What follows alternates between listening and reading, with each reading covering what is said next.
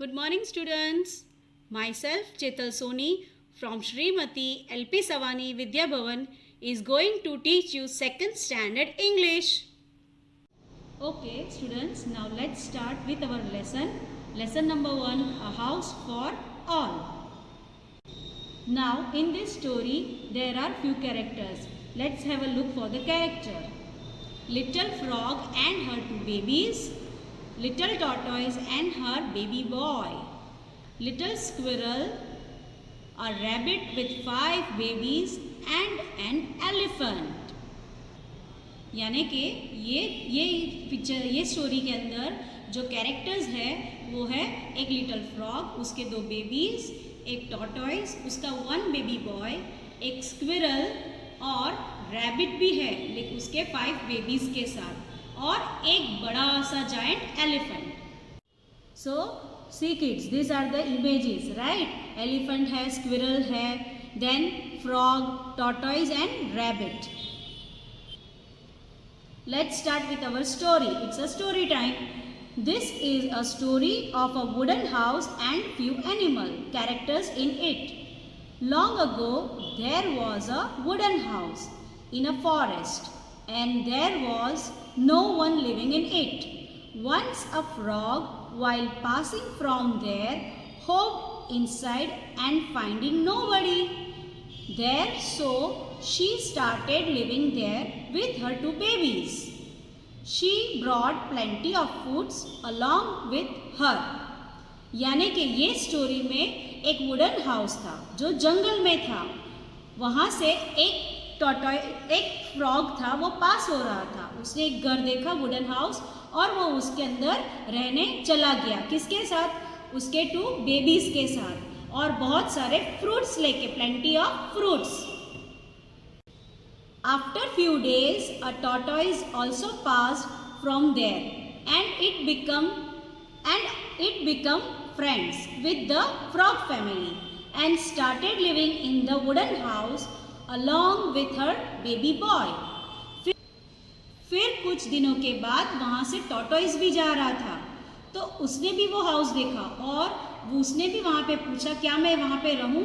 तो frog family जो वहाँ रह रहा था उसने बोला हाँ तुम भी हमारे साथ रहो.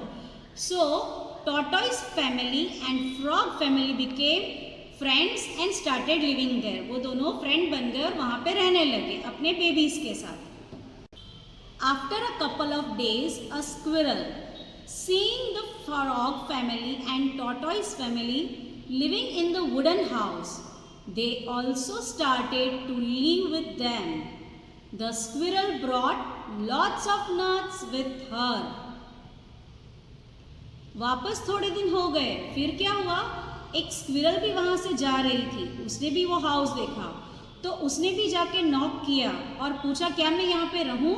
तो जो अंदर टॉर्टॉइस फ्रॉग फैमिली रहते थे, ठीक है, उन्होंने बोला स्क्विरल को कि हाँ you can stay with us. इसी तरह से फिर क्या हुआ? फ्रॉग फैमिली, टॉर्टॉइस फैमिली और स्क्विरल फैमिली, 3 फैमिली वो हाउस में, वुडन हाउस में रहने लगे. जब स्क्विरल वहाँ पे गई तो वहाँ उसके साथ बहुत सारे क्या लेकर गई थी? नट्स, है ना, plenty of lots of nuts. After few days, a rabbit hopped in, and after asking permission from all the animals, then rabbit too started staying with her 5 little babies. वापस कुछ दिन हो गए, फिर वहाँ से एक रैबिट भी जा रहा था, मगर रैबिट अकेला नहीं था, उसके साथ उसके 5 लिटिल बेबीज भी थे. तो उसने भी वो हाउस देखा और वहाँ पे परमिशन मांगी, क्या मैं आपके साथ रह सकता हूँ. तो जो अंदर frog family, tortoise family, squirrel family रह रहे थे, तीनों फैमिली ने उसे हाँ बोला कि हाँ तुम भी हमारे साथ रह सकते हो. और उसी तरह से रैबिट फैमिली भी उनके साथ रहने लगा वो हाउस में. All the animals lived happily, sharing their things with each other.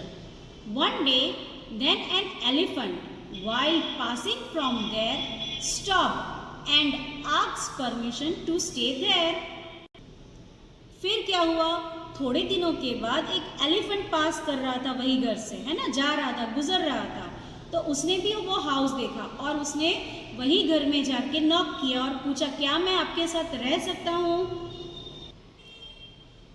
Animal said yes, and as he tried to enter the house, due to its huge size, the wooden house broke into pieces.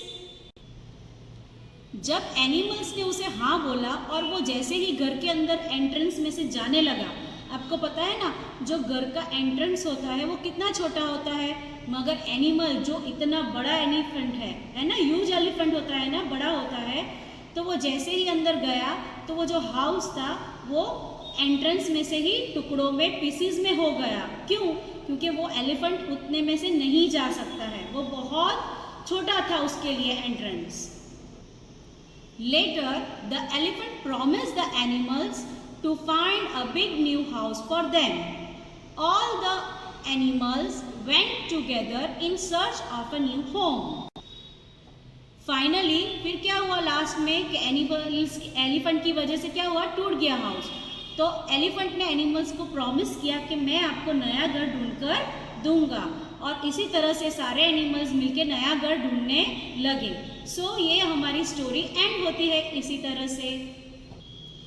Finally moral of the story, क्या हमें ये story में से क्या सीख मिलती है? Through this story we learn how to live in harmony and cooperation.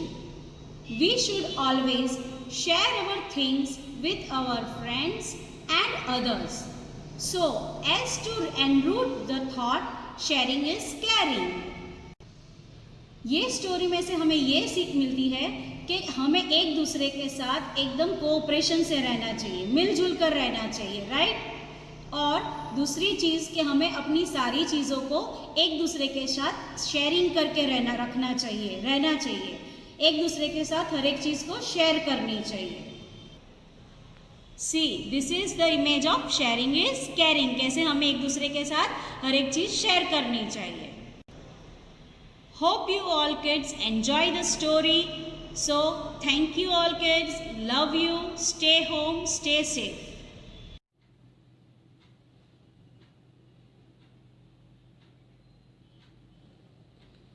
A house for all. One day, a frog and her 2 babies passed by a wooden house in a forest. She knocked on the door, but there was no answer. The frog and her 2 babies hopped inside the house. A tortoise walked by and knocked on the door. The frog family welcomed the tortoise and her baby into the house. They lived happily. One day, a squirrel knocked on the door. The squirrel was welcomed into the house by the frog and the tortoise. A rabbit knocked on the door. She hopped into the house with her 5 little babies and plenty of carrots. They all lived happily together. A huge elephant knocked on the door. The elephant tried to enter the house, but was unable to do so because the entrance was too small for the big elephant. She got stuck. The elephant felt bad for breaking the house. She promised all of them to find a better house for them to live.